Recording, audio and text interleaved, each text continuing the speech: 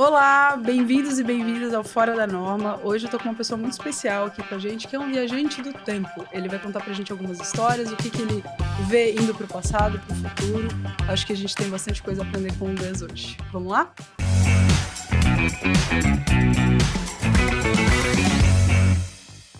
Seja muito bem-vindo! Que bom estar aqui com você hoje. Pra gente começar, a gente sempre gosta de conhecer um pouquinho mais do nosso convidado, então eu queria te perguntar, diante dessa vastidão do universo, quem é o Gus? Feliz de estar aqui. Eu sou Gustavo Nogueira, eu sou de Belém do Pará. Eu sou pesquisador, estrategista, consultor. Eu dou aula sobre a relação que as pessoas têm com o tempo, sobre a nossa temporalidade, sobre diferentes maneiras de existir nesse tempo em que a gente vive. E eu estou há 5 anos morando em Amsterdã, na Europa, mas fazendo essas pontes entre os projetos que acontecem aqui no Brasil, comunidades, culturas que estão emergindo aqui no Brasil e como que a gente pode conectar isso com movimentos e desafios que estão acontecendo no mundo. Ai, que lindo, que bonito isso. E quando a gente fala sobre tempo, parece uma coisa meio etérea, né? Porque, na verdade, o tempo ele é meio etéreo, mas queria que você contasse pra gente um pouquinho mais, como assim viajante do tempo, né? Você é um cara que você consegue ir pro futuro, consegue ir pro passado. Conta pra gente um pouquinho mais sobre essa percepção. Mari, na verdade, essa percepção que a gente tem do tempo como algo abstrato, etéreo, fora da gente, é consequência do fato de que a gente vive uma crise do tempo. Teve um momento conectado às revoluções industriais em que a gente buscou se tornar independente desse tempo natural, dos ciclos das marés, dos ciclos das luas, do vento, das plantações, enfim, de tudo que estava acontecendo na natureza. Foi um momento em que a gente buscou estar conectado com todas essas construções, processos, rotinas, protocolos de trabalho que a gente criou, independente do que estava acontecendo na natureza. Então, não importa se faça chuva ou faça sol, a gente estava lá dentro de uma fábrica ou de uma empresa, trabalhando de 9 às 5, de 5 às 9, enfim. E dentro disso, a gente buscou se tornar independente do tempo. Só que não dá pra gente se tornar independente da natureza, porque nós somos parte da natureza. Desde então, a gente vai vivendo uma série de consequências dessa tentativa de se separar da natureza, quando, na verdade, a natureza tá em nós, né? Nesse lugar, quando a gente busca se reconectar com o que o tempo pode ser na nossa vida, a gente percebe que o tempo ele sempre vai existir corporificado. Então, você tem uma relação com o tempo que está dentro de você. Eu tenho uma relação com o tempo que é própria minha. Só que quando a gente busca sincronizar com um tempo que não é nosso, né, que não é um ciclo natural, que é um ciclo artificial, combinado entre esse ritmo louco da sociedade em que a gente vive, a gente também vive uma desincronização desses ciclos naturais, né, desse ciclo que está na gente. E aí, toda uma série de doenças, questões de saúde mental, emocional surgem dentro desse contexto da gente acelerar num tempo que não é o nosso próprio tempo, a nossa própria relação com o tempo. E aí, dentro desse lugar, a minha própria relação com o tempo, ela vem dessa mesma provocação, desse mesmo questionamento. Eu sou uma pessoa que sempre foi ansiosa, orientada ao futuro, de estar pensando na próxima coisa, a próxima tendência, o próximo assunto, a próxima tecnologia. E esse lugar deslocava essa compreensão do tempo de mim para essas próximas coisas que ainda não estavam nem aqui, mas que a minha cabeça sempre estava em todas elas. Nesse contexto, a gente nunca consegue alcançar e perseguir todas essas transformações. A gente sempre vai estar ansioso, correndo atrás. Quando a gente busca resgatar essa conexão com o tempo, e na minha jornada isso aconteceu de uma maneira a perceber que essa relação com o tempo, orientada ao futuro, e super acelerada e ansiosa, que eu vivi saindo de Belém, vindo para São Paulo. São Paulo, a minha intenção era, vou para Nova York trabalhar num lugar ainda maior, ainda mais acelerado, com ainda mais contato com todas essas transformações. Eu percebi, opa, tem um padrão aqui, pera, respira, você só precisa ser você, encontrar de novo o teu tempo. E o que me ajudou a compreender isso foi perceber que essa temporalidade, essa relação do futuro acelerado que gera toda essa ansiedade, ela é só uma relação possível com o tempo. Quando a gente se conecta com outros povos, outras culturas, outros momentos da humanidade, da nossa história, em que essa relação natural com o tempo, ela estava muito mais conectada com a gente, né? Com entender que essa narrativa, ela parte da gente. Esses povos, eles tinham outras relações que não eram movidas pela aceleração, mas pela sincronicidade. De como que a gente está aqui ressoando, né, entre a gente, percebendo essas conexões, essas trocas, que são essas sincronicidades, esses pontos significativos da nossa jornada. Que não tem a ver com ir mais rápido ou ir mais devagar. Tem a ver com a gente encontrar o nosso próprio tempo. E aí, nesse lugar, eu comecei a investigar, pesquisar, estudar e participar de uma série de projetos que estudam essas diferentes temporalidades, essas diferentes relações com o tempo. Então, eu tenho amigos que brincam que eu sou um evangelista sobre essas diferentes temporalidades, porque eu sou uma espécie de dicionário sobre esses alfabetos, essas linguagens, essas diferentes maneiras de se relacionar com o tempo, que são possíveis para além desse tempo linear tão acelerado. Então, nesse lugar, essa viagem no tempo ela pode acontecer quando a gente se desloca dessa temporalidade orientada somente ao futuro acelerado que a gente está habituado a viver e passa a experimentar outras temporalidades, a permitir enxergar o nosso viver, o nosso existir, as nossas ações, as nossas decisões a partir de outras lentes. E é muito bonito que você falou sobre o nosso tempo, né? Observar o nosso tempo, porque quando a gente está orientado sempre para essa ansiedade, para esse futuro, a gente nunca está em lugar nenhum. Porque a gente não está no futuro, que ainda não chegou, a gente não está no presente, porque a gente está no futuro, que ainda não chegou, e a gente não olha para o passado ou nega o passado, né? Eu acho que é uma tendência muito comum também do nosso tempo que a gente vive. Tem uma frase que eu gosto muito, se eu não me engano, do Alvin Toffler, que é aquela: o futuro já está aí, só não está igualmente distribuído, né? Eu acho que tem uma coisa super interessante nisso, até nas nossas conversas recentes a gente estava falando, né? O quanto a gente pode viajar no tempo simplesmente mudando a lente, né? Então, às vezes, você vai para uma cidadezinha, a cidade que a gente nasceu, e a gente está interagindo com aqueles saberes ancestrais de pessoas mais velhas, e que tem um outro ritmo de vida, né? E que a gente tem uma certa sensação de viajar no tempo. Eu queria que você me contasse, assim, tipo, nos últimos meses, em quais tempos você esteve, né? O que você viu andando por aí? Sim, o William Gibson, que é um autor de ficção científica, responsável pela criação do Neuromancer, enfim, que inspirou Matrix e uma série de outros contos depois, ele que traz esse conceito desse tempo. Ele já está aqui, ele só não está distribuído, né? E, ao mesmo tempo, esse conceito dele se conecta muito com uma ideia do Alvin Toffler, que também está sempre na minha cabeça quando a gente pensa sobre toda essa conversa que a gente está tendo, que é como a gente precisa desaprender o que a gente tinha como referencial até agora, né? Aprender a desaprender, como ele fala. Eu acho que essas duas ideias que você trouxe, elas se casam muito bem nesse momento que fala justamente sobre como a gente sempre pensou nesse ritmo da próxima coisa, do próximo passo da nossa vida, como algo, como um degrau que vai ser melhor, maior, mais acelerado, a versão 2.0, 3.0. E por conta disso, a gente também cria uma referência, um diálogo interno de que tudo que está para trás é ruim. Quem vive de passado é museu. A gente tem os sistemas legado, como se legado fosse uma palavra ruim, né? Não o que você carrega junto. Então as pessoas falam muito sobre aquele sistema que está dando problema e que você tem que lidar com isso até agora.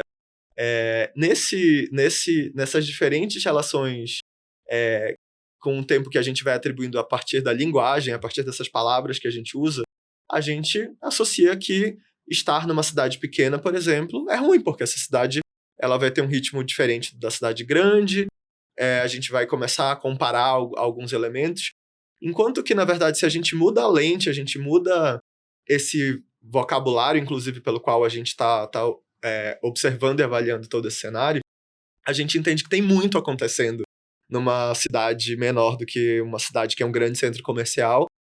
Só tem coisas diferentes acontecendo, eventos diferentes estão acontecendo ali. E a gente precisa aprender a silenciar um pouco essa lente corporativa, de trabalho, de mercado, de mudanças por uma abordagem que a gente está habituado e observar essas outras, né? Eu tô aqui, a gente está gravando presencialmente, né? Eu tô aqui há 3 meses no Brasil, depois de um período, né, muito longo em que estávamos com fronteiras fechadas, enfim, países em que a gente não podia estar viajando. Então, faz 2 anos que eu não conseguia vir ao Brasil por conta do contexto pandêmico. E nesse período, eu também curtei esse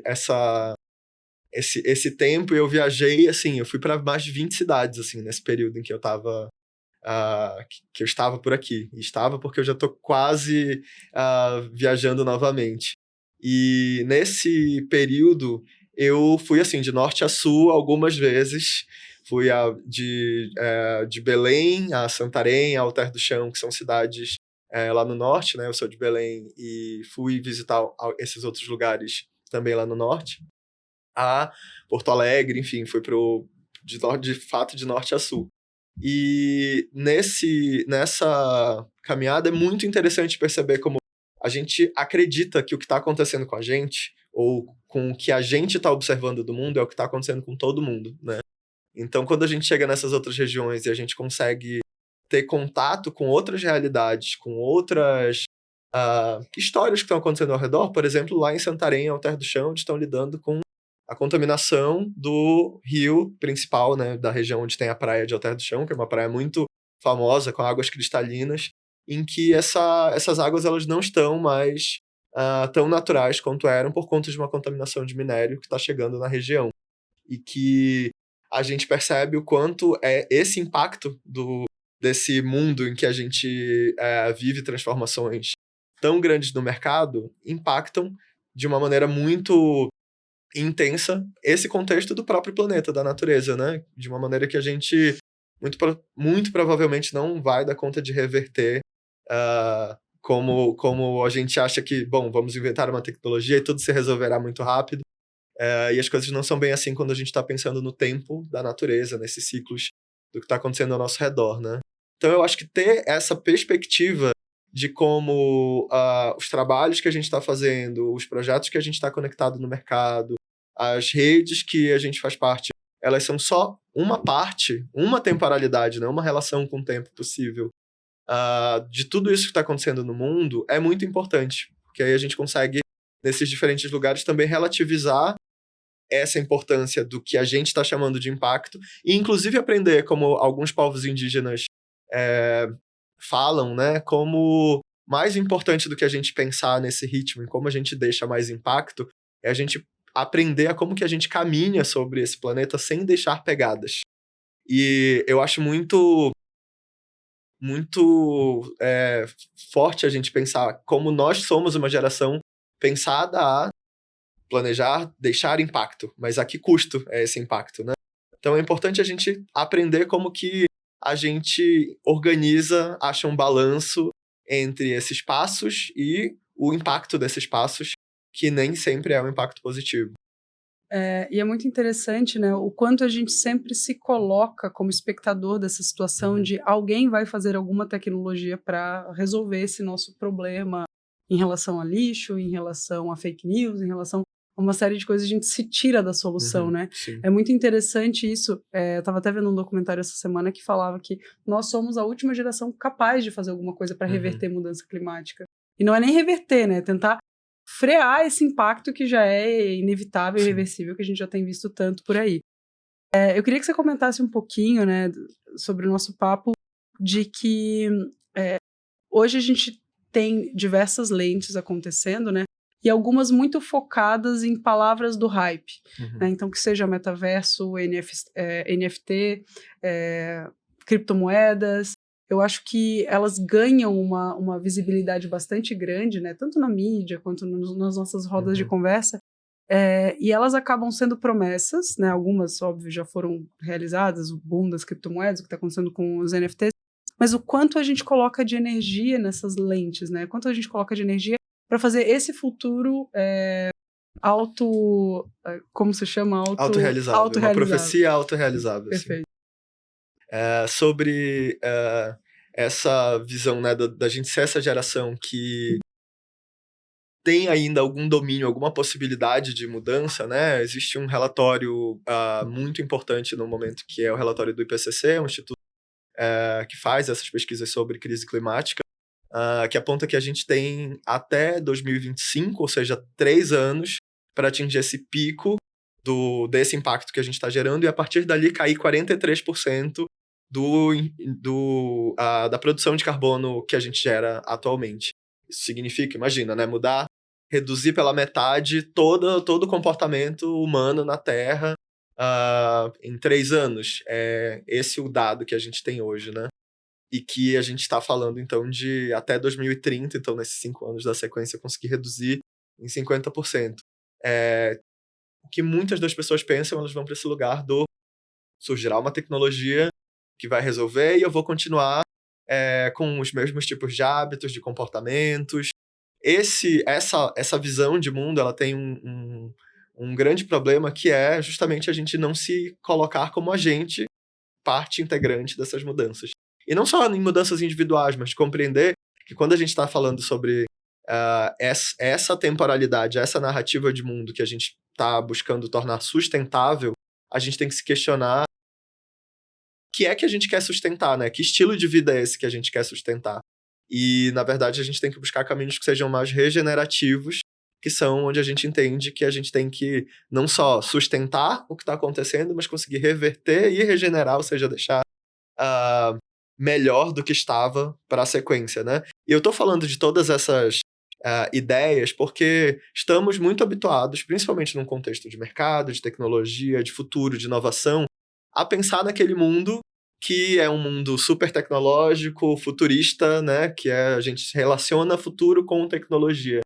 No entanto, hoje a gente já compreende que muitos desses cenários de futuro que, de certa maneira, a gente considerava como utópicos, essa utopia ela é distopia para algum outro lugar, para algum outro público, para alguma outra comunidade ou cultura, né? Então, se a gente pensa em desenvolver uma tecnologia que vai gerar um novo tipo de dispositivo, mas esse dispositivo será trocado de tempos em tempos e ele vira lixo para uma região da África que passa a ser poluída por conta disso.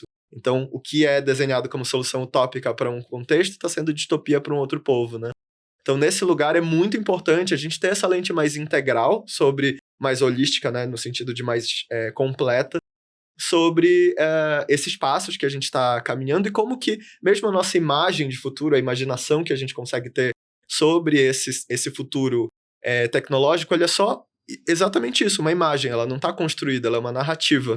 Uma narrativa que tem passos que apontam nessa direção, ou seja, são evidências de um caminho emergente, mas que o futuro ele não está escrito ainda, né? Em que, na verdade, ao enxergar essa imagem coletivamente, que se a gente coloca mais passos e mais ação nessa direção, a gente torna ela uma profecia autorrealizável, como você reforçou. É um caminho em que a gente acredita que esse caminho, essa imagem de futuro, ela é inevitável. No entanto, de novo, né, esse futuro não está escrito. Quando a gente observa e investiga outras abordagens, outras maneiras de lidar com os eventos que estão acontecendo no momento, e aí buscando autores de diversas áreas, os especialistas que estão mergulhados nessas questões que são importantes no momento presente, a gente compreende que existem outras narrativas, né? Existe uma mudança desse arquétipo de mundo para além desse mundo acelerado, que era um mundo muito, enfim, associado a tags como era o mundo ocidental, o mundo do capitalismo, muito masculino, muito da individualidade, de algumas respostas que a gente estava habituado de uma certa maneira e que a gente está buscando, na verdade, narrativas que falem mais e que dialoguem mais com esse arquétipo da conexão, do cuidado. Porque a velocidade, o arquétipo da velocidade, isso é um aprendizado que mudou muito a minha percepção, inclusive como profissional que trabalha e estuda com tecnologia. Esse universo da aceleração, ele nunca foi sobre chegar mais rápido. Ele sempre foi sobre a preguiça de caminhar. Então, vamos buscar construir a carroça, o carro, a nave espacial, não porque eu quero chegar mais rápido em algum lugar, mas porque eu não quero usar minhas pernas para sair daqui e chegar nesse outro ponto, né? Então ele sempre foi muito sobre comodidade. E a gente entende como a tecnologia sai da construção das carroças a gente dizer, tá tudo bem eu chamar um iFood aqui em casa, independente de qual é o impacto que isso está gerando no caminho, porque é cômodo, né? Eu tô aqui em casa e essa velocidade está muito associada à comodidade. O contexto da conexão, ao invés da velocidade, né, do cuidado, passa a entender que, para eu ter essa conexão, para eu ter essa comodidade, algum impacto será gerado no mundo ao redor, né? E alguma pegada, né? Seja uma pegada de carbono, uma pegada de poluição, uma pegada de gasto de energia. E a gente precisa compreender que esse ser, né, que é o planeta, esse organismo que é o planeta como um todo, ele é a soma de todos estes pequenos indivíduos que estão ali buscando essa comodidade, que precisam entender o impacto que estão gerando nesse ser como um todo. Então, esse lugar da conexão fala muito sobre a gente buscar essa narrativa do interser, de compreender esse impacto coletivo, que não está, então, sobre uma transformação individual, mas sobre essa rede, né, de mudanças que a gente está falando.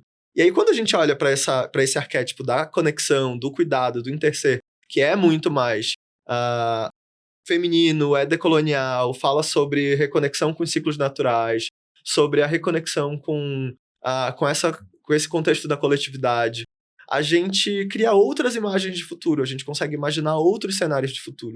Esses cenários da regeneração que estão apontando narrativas que são muito mais da conexão com o planeta, né? Então falam muito sobre ecologia, sobre natureza, sobre aprender com os povos originários, sobre os saberes das florestas, enfim. Mas não é sobre voltar para o passado, não é sobre a gente então, abandonar tudo que está aí, ou apagar tudo que está aí, inclusive porque a narrativa que apaga e esconde os conhecimentos que estavam presentes é, inclusive, essa narrativa vigente, né? Essa narrativa de regeneração, ela fala sobre a gente incorporar e englobar os aprendizados, os melhores aprendizados do que a gente viveu até hoje e compreender como que a gente consegue entrelaçar essas narrativas, né? Não naquele lugar de utopia para uns e distopia para outros, mas desenhando novas narrativas que respondam e respeitem esse interser. Uma delas, que eu acho que é muito interessante, é, por exemplo, essa ética e estética chamada Solarpunk. O Solarpunk é uma narrativa de criação de imagens de futuro, né? Que aponta um futuro em que a gente vai poder estar conectado com a natureza, com plantações, com espaços agrícolas, mas utilizando toda essa capacidade tecnológica que hoje a gente vê voltada para a construção de grandes centros e metrópoles nesses cenários de futuro, nos ajudando a regenerar esse contexto ecológico, ambiental do planeta. E é bem interessante perceber como são imagens diferentes. Uma imagem faz a gente... É aquela imagem dos filmes orientais de ficção científica, né, com muito neon, as cidades escuras, poluídas. A gente vive um escape, né, um escape para uma rede virtual, como um metaverso, um escape para outros planetas. E nessa narrativa do interseiro, a gente começa a ver imagens de futuro em que a gente entende que esse viver no planeta significa também a gente estar fisicamente existindo nesse planeta, né? Então, existindo junto com as árvores ao redor, com uma compreensão e uma proximidade maior dos alimentos que a gente come, e de onde eles estão sendo plantados, como que eles chegam até a gente, mas usando a tecnologia a favor desse contexto da regeneração. Enfim, o Solarpunk tem esse nome porque eles usam o steampunk, né, como referência, mas trocando vapor, que seria o que representa essa poluição desse mundo que a gente conhecia, pela energia solar, né? Então ele é uma ética e uma estética, uma narrativa de mundo que apresenta uma diferente lente, né, de futuro, assim. É fantástico, porque falando isso, me vem algumas imagens na cabeça, né? Eu acho que durante a pandemia a gente até experimentou algumas pessoas que já colocaram um pezinho nesse lugar, que foram pessoas que foram para lugares agrícolas e que foram para cidades pequenas e que cansaram de cidades como São Paulo, foram para o interior e continuaram trabalhando em projetos com integração global, com pessoas de vários lugares, mas experimentando um pouco disso, né? Então, assim, eu fisicamente estou num lugar que tem outro ritmo, que tem outra pegada, eu estou aqui experimentando a natureza, eu estou próxima a isso, mas, ao mesmo tempo, estou colaborando globalmente com muitas pessoas, enfim. Então, acho que é muito interessante como já algumas pessoas experimentaram isso. A tua fala me lembrou muito de um filme que eu assisti em 2015, talvez, seja Congresso Futurista, não sei se você já viu. Aquele filme, eu lembro que quando eu vi, ele era tão diferente, ele era uma coisa tão distópica pra mim, e é muito doido hoje a gente tá vivendo quase isso, assim. Até vou dar um spoiler, tá, gente, sobre o filme. Metade do filme é animação, metade do filme são personagens mesmo, humanos gravados. Live action. Live action, exato. E eles vivem uma realidade paralela que é muito o que se está desenhando, né? Que, de novo, uma das lentes... Inclusive. Exato, se está desenhando literalmente. Então é você montar o seu avatar, você montar o seu bonequinho, enfim. E da mesma maneira que eu posso ser uma bonequinha parecida comigo, você pode ser um coelhinho, porque você decidiu ser um coelho nessa vida paralela. Mas, ao mesmo tempo, eu acho muito, muito importante a gente trazer essas outras narrativas, né? Eu queria que você contasse um pouco da história do último congresso que você participou, que trazia outros tipos de narrativas e coisas pra gente olhar, né? Sim. Estudando essas diferentes temporalidades, como eu comentei, se o tempo está corporificado, né, se ele faz parte de quem a gente começa também a perceber como diferentes atores da sociedade, diferentes agentes, têm diferentes relações com o tempo.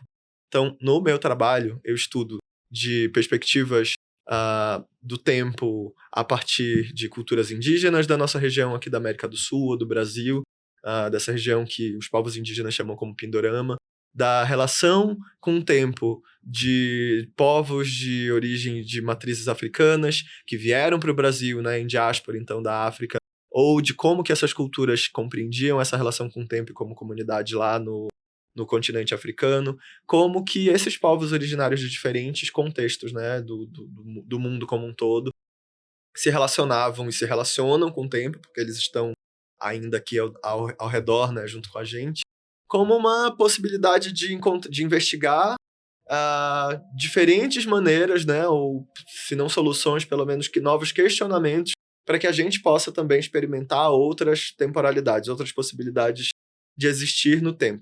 Então tem muitos projetos que eu acompanho. Um deles, que eu acompanho já há alguns anos, é um projeto norte-americano, um projeto afrofuturista, fundado por 2 mulheres negras, chamado Black Quantum Futurism. E esse projeto tem uma lente super autêntica, super original, ao passo que ele junta essa perspectiva africana sobre o tempo, dentro dos Estados Unidos. Então, trazem não num contexto de retorno à África, mas como que isso se aplica ao contexto contemporâneo, atual, enfim, dos afro-americanos, né? Então, esse contexto lá dos Estados Unidos. E por que eu estou comentando desse projeto? Primeiro porque elas têm muitas referências maravilhosas sobre como a gente junta tecnologia e ativismo, pensamento de futuro e ancestralidade, a necessidade de uma conversa sobre decolonialidade, ecologia, mas ao mesmo tempo sobre comunidade, evolução, avanço, né, no nosso trabalho. E aconteceu um evento nesse último fim de semana, aqui em que estamos gravando, em que foi um evento discutindo time zone protocols, ou protocolos, né, de tempo, de zonas do tempo. Como aquela região tem questões que são próprias para aquela região e que precisam entender. Assim como o clima é local, o tempo daquelas pessoas é delas, é local. E as políticas também precisam ser locais, né? E a gente pode ouvir isso e dizer o que significa o tempo, a política e o clima serem locais. Bom, hoje a gente está muito habituado a copiar referências, a fazer as famosas pesquisas, né, de benchmark ou de os desk research, de buscar inspiração no que está acontecendo, por exemplo, no Vale do Silício e nos eventos como o South by Southwest, que acontece também, que acontece em Austin, nos Estados Unidos. Então a gente vai buscar nesse norte global referências que não necessariamente respondem a questões que a gente está passando por aqui do ponto de vista das empresas de lá. E aí o que elas estão fazendo lá, também no norte global, em resposta a esses movimentos, e que é um aprendizado para a gente aqui também, no sul global, é que elas buscaram se organizar em comunidade, pensar quais são as narrativas que fazem parte da ancestralidade dessa comunidade.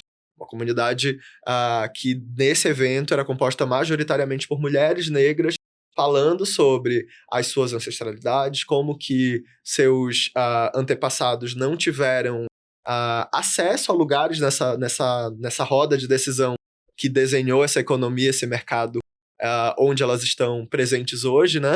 E aí, o que foi interessante, né? Tudo isso era um contexto para dizer, tivemos uma sessão sobre futuro, metaverso, tecnologia, e aí, essa é uma roda majoritariamente dominada por homens héteros, cis, brancos, desse contexto tecnológico lá dos Estados Unidos, e que uma pesquisadora estava falando, precisamos ocupar esses espaços, precisamos ensinar os nossos jovens a programar para ocupar esse espaço, porque isso vai acontecer de uma maneira ou outra. E o que foi muito interessante dessa conversa foi que esse grupo, composto por especialistas de muitas áreas, artistas, ativistas, profissionais da área de ecologia, professores, enfim, conversaram sobre como a gente considera essas questões como inevitáveis e, por conta disso, a gente passa a olhar para elas como se todas as nossas ações precisassem ser reativas, né? Ser uma resposta, uma reação a algo que alguém está dizendo que já vai acontecer. Só que ao botar energia nisso, porque tá todo mundo dizendo que vai acontecer, a gente torna, de novo, né, uma profecia autorrealizável, e que a gente não pesa o quanto, sim, de fato, alguns atores desse contexto vão botar energia nesses espaços. Mas será que é o lugar onde a nossa energia é melhor empregada hoje? Será que, pensando, por exemplo, nessa comunidade que estava falando sobre ancestralidade, sobre conexão em comunidade, será que não tem outras maneiras e outras práticas, outros tipos de evento, de experiências que, para além, né, do metaverso, melhor se relacionam com o que elas estavam trazendo nessa conversa? E, a partir disso, se começou uma conversa sobre como, na verdade, a gente está vindo para um período em que a gente quer ter a tecnologia como recurso para esse tipo de troca presencial, e não como escape para não existir mais no corpo físico, como essa narrativa do metaverso, né, aponta nessa direção. E o próprio filme do Congresso Futurista é um pouco isso, né, um escape da realidade. A própria maneira que eles se avatarizam, né, é uma espécie de pílula em que é um poderoso psicotrópico que faz eles deixarem de perceber essa realidade física, que seria a versão live action do filme, né? E que é interessante como essa narrativa, por exemplo, do metaverso como desconexão e como escape, ela é sobre a gente se dessensibilizar para as questões que estão acontecendo ao redor. É sobre desmaterializar, né? E que ela é uma narrativa. Ela é uma narrativa que, inclusive, tem muitos problemas quando a gente pensa nessa necessidade da gente estar conectado com o que está acontecendo no planeta nesse momento. Então, essas outras narrativas que estão discutindo como que a gente pode se posicionar de uma maneira mais ativista, como esse grupo lá nos Estados Unidos, são uma inspiração para a gente pensar também como aqui no Sul Global a gente tem questões que são completamente diferentes e que merecem a gente pensar como a gente usa as nossas tecnologias para lidar com essas questões, né? Para a gente estar sentindo no corpo, sentindo na pele essas questões que existem ao nosso redor e não nos dessensibilizando e desconectando, escapando dessas questões, né? Não, perfeito o que você disse, né? O que adianta a gente estar... como é que vai ser meu avatar no metaverso? Estou mais preocupada com isso do que quando vai ser a próxima enchente na minha rua. Que, é fato, vai acontecer e, assim, pouco importa, né? Como eu vou estar digitalmente, sendo que esse digital, inclusive, ele está ameaçado por conta do físico, né? Outra referência também que eu vou trazer aqui é uma série eu acho que é da HBO, se não me engano, que é Years and Years. E o Years and Years, ele é muito... ele traz esse futuro, mas é um futuro tão possível. E uma das provocações que ele faz, que eu achei super interessante, em 2028, de repente, hackers causam apagões.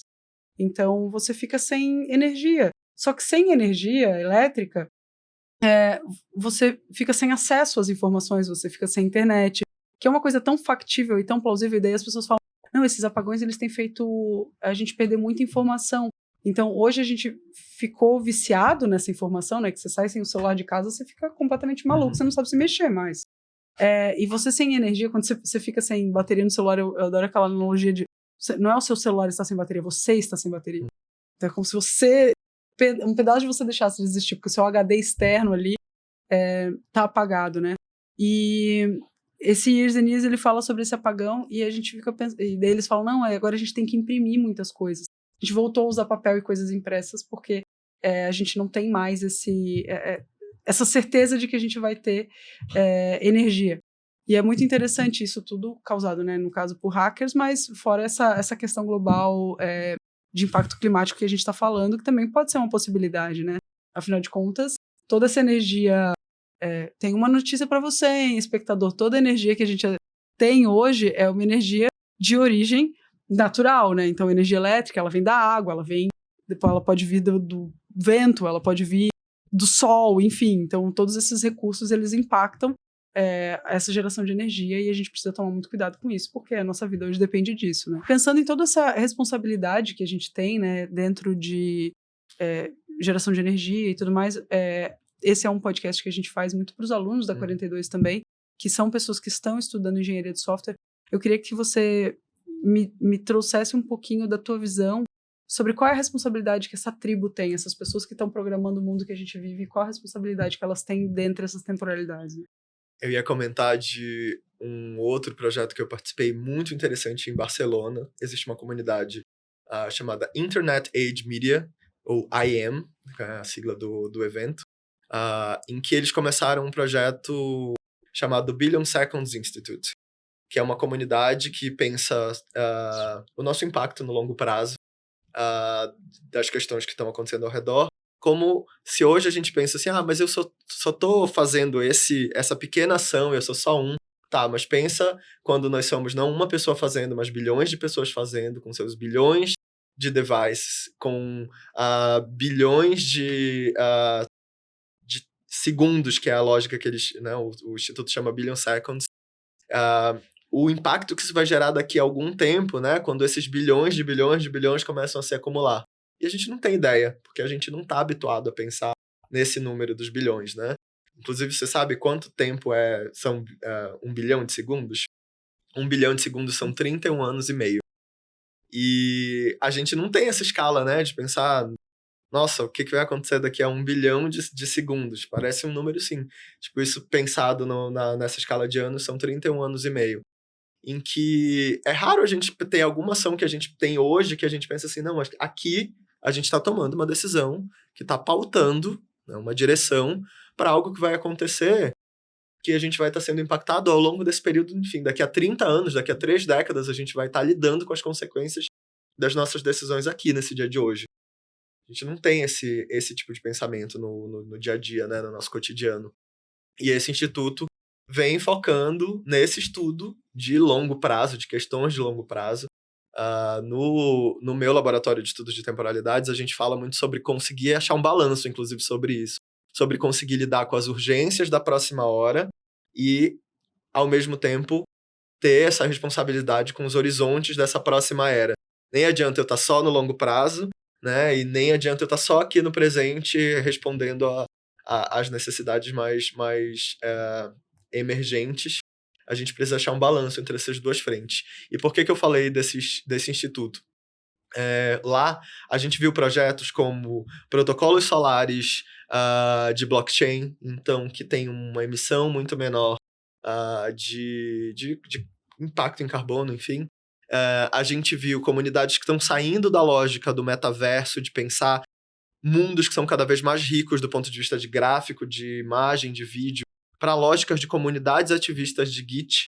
Então, entendendo que dentro desses espaços em que a gente pode colaborar, compartilhar recursos, como comunidades GitHub, que esses recursos eles vão ser utilizados por outros, mas não necessariamente esses outros vão estar fechados do mundo físico, operando somente nesse mundo digital. Não, a gente vai estar precisando ter GitHub para aprender como plantar, para aprender como ter lógicas mais com menos poluição dessas tecnologias que a gente está produzindo. Então, esse tipo de lógica que existe no digital da colaboração, do tipo de ferramenta que a gente está habituado, terá que ser utilizado por esses ativistas e por esses projetos que não estão habituados a esse universo da tecnologia. Então, olha que interessante quando a gente mescla as narrativas, né, entrelaça essas narrativas. Eu vi, por exemplo, projetos que substituem essas imagens e vídeos muito ricos das interfaces das plataformas por imagens criadas por caracteres, por símbolos, naquela linguagem ASCII, enfim, que é uma linguagem que você consegue criar imagens por símbolos, números, letras, enfim. Porque essas imagens geradas dessa maneira, elas são muito leves dentro das plataformas e dos sites. Então você consegue visualizar o que aquela imagem quer mostrar e, ao mesmo tempo, não gerar todos esses gigas e terabytes de informação em imagem, vídeo, realidade virtual, 3D, enfim. São alguns dos projetos que foram apresentados por lá, por uma comunidade que é altamente inovadora, de pessoas que estão conectadas à tecnologia, mas ao mesmo tempo estão muito conectadas a essas pautas emergentes, como as questões de regeneração planetária que eu comentei. Isso é fantástico, né? Acho que tem uma pessoa que aqui no Brasil ele é bastante influente, que é o Felipe Deschamps. Eu achei super interessante como funciona a newsletter dele. A newsletter dele não tem imagens. São textos, blocos de textos. Então ele traz a notícia da semana ali em textinhos pequenos, então você consegue consumir aquilo sem essa quantidade de estímulo, né? Isso é muito, muito legal quando você começa a cruzar essas referências, né?